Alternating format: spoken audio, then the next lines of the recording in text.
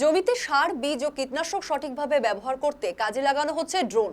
বৃহস্পতিবার গাজলের আহরা এলাকায় কৃষি দফতরের উদ্যোগে ড্রোন চালিয়ে ওড়ানো হয় জমিতে। উপস্থিত ছিলেন গাজল কৃষি দফতরের আধিকারিক এডিএ মাসিদুল রাকিব, সিডিও সাদেক আলী সহ গাজল ব্লক দফতরের আধিকারিকরা।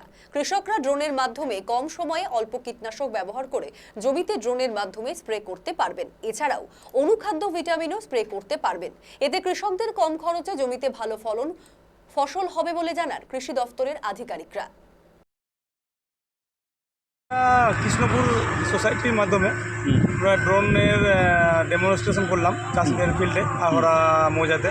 কেন বললাম যে চাষিদের এটা খুব দরকার, কেন চাষিদের সময়ের কীভাবে বাঁচানো যেতে পারে, কম সময়ে কীভাবে বেশি জমিতে স্প্রে করা যেতে পারে, সেটা নিয়ে আজকে মূলত নিয়েছিল। কারণ তাছাড়াও আমাদের মূলত ছিল যে কম ওষুধ এবং কম জলে স্প্রে করা যাচ্ছে, যেটা মানে আমাদের 3 বিঘা জমিতে একবারে যদি 10 থেকে 12 ট্যাঙ্কি জল লাগে, সেখানে এখানে 1 ট্যাঙ্কি জলে হয়ে যাচ্ছে এবং খুব কম সময়ে দ্রুত।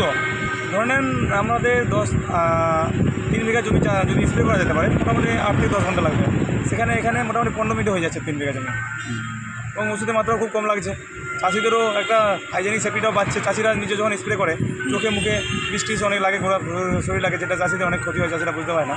সেখানে ড্রোনের মাধ্যমে স্প্রে করলে চাষিদের কোনো ক্ষতি হবে না।